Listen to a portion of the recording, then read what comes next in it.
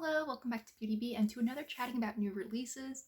This is the good side of chatting about new releases, where we talk about fun things that have come out somewhat recently that have caught my eye. These are really not that recent in the world of beauty YouTube. Some of these came out, 6 or 7 weeks ago, since the last time I did one of these videos. That is somewhat on purpose. I don't think it is really positive that so much makeup is coming out that there is enough to talk about to fill one of these videos every week or honestly every couple of days. So I just picked the best of the best, or at least the most interesting to me, items that have come out in the past several weeks, and we talk through them. This time I think I'm going to do things just a little bit differently, because the things that I was most interested in naturally fell into just a few different categories. So rather than over-explaining what I mean by that, let's just jump into the first category, and I think it will quickly make sense. The first category is the packaging is beautiful, the product's pretty too, but that packaging. And we're starting with Natasha Denona. I just think that this Love collection is so cute. That mini Love palette with the blush and the highlight. Yeah, the products inside are pretty, but this snow globe like cover with the glitter is so pretty, and I just kind of want to play with it and watch the glitter float around. Is that a good reason to buy a $42 product? Absolutely not. Am I going to purchase it anyway? No, that would be ridiculous. But it is pretty, and I think that if I did have this, I would likely really enjoy it. I especially think that that blush is rather pretty too. That bright, almost coral pink is definitely intriguing to me. And the rest of the collection is fine as well, but the palette is definitely what caught my interest.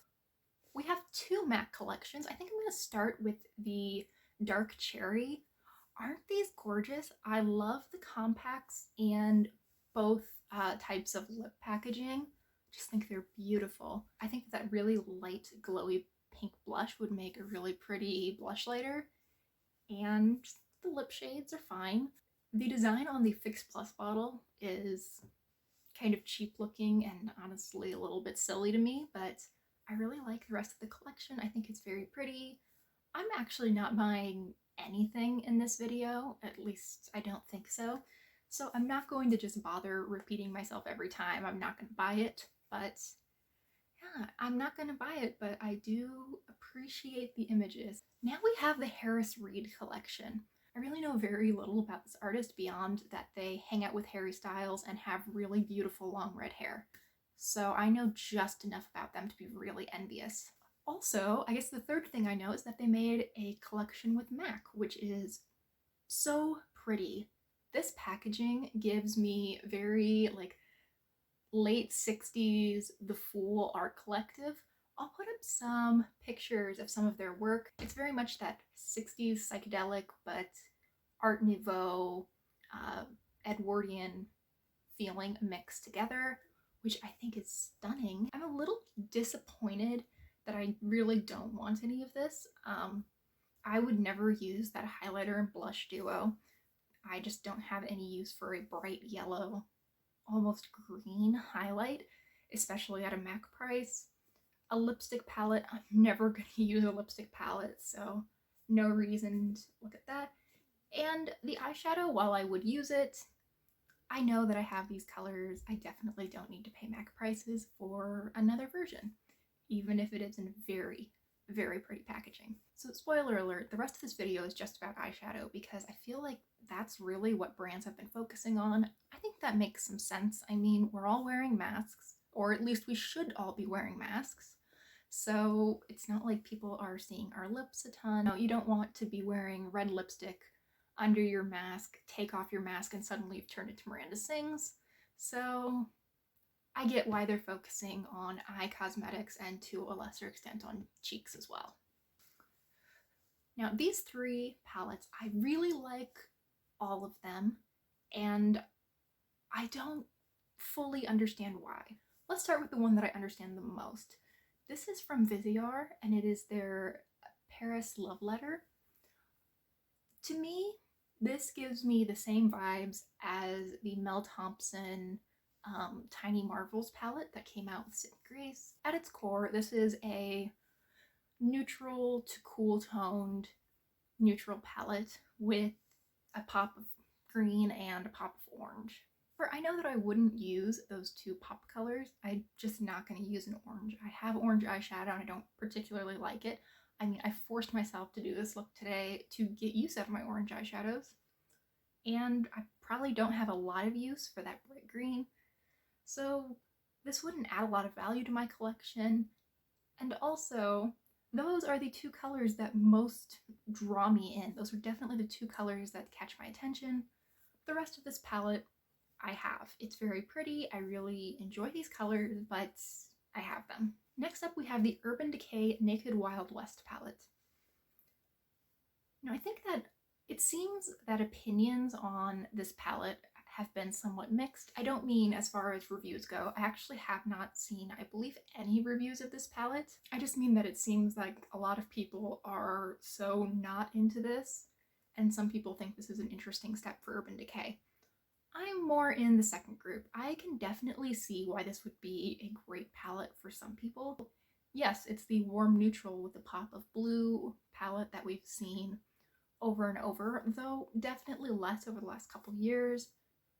However, there's a reason so many brands kept coming out with that. It's because a lot of people like warm neutrals, and a pop of blue is an easy color to mix in with them. So I think it's very pretty. I think they nailed the theme. This definitely does give me sort of Southwest vibes, and I think it's really pretty. I think this fits really well with the Naked line because you could do a pretty much nude look. You could definitely do quite a few different looks that are work appropriate, but you have the option of those deeper colors, those more reddish colors, as well as the very blue shades that could, transition you from work to going out afterwards.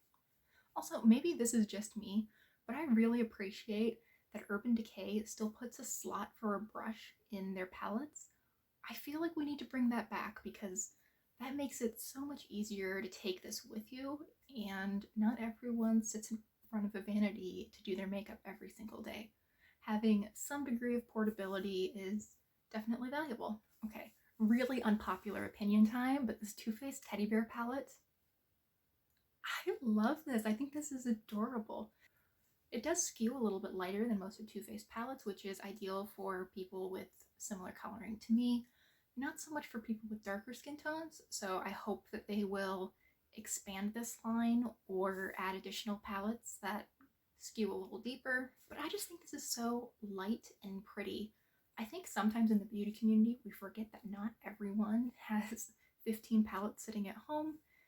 This is something that I could see someone owning just this and really enjoying it. This is such a naturally pretty kind of palette, and I think it's beautiful. I also think it's very smart that they have laid this out with two larger shades, one of which could be used as blush and one of which could be used as a bronzer for people around my skin tone. And it really caters to a group that I think probably doesn't watch this channel, the people who have maybe one or two of every makeup item, wear it occasionally, often enough that it is worthwhile to have some options, but they're not consuming a lot of beauty YouTube, and they definitely aren't going full glam for Tuesday morning. This next section consists of two things that I want for the exact same reason.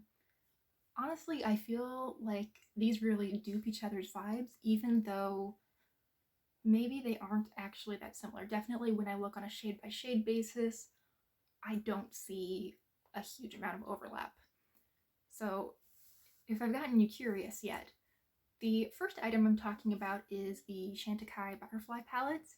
It's a quad. It is so much money that I think I looked at the number and immediately forgot it because it was just so out of my price range that it didn't even matter how much it cost.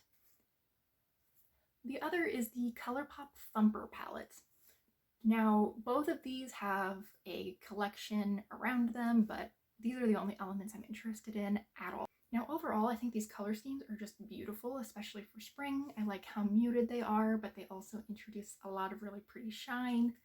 And the color that's drawing me in the most in both is this sort of yellow green shimmer.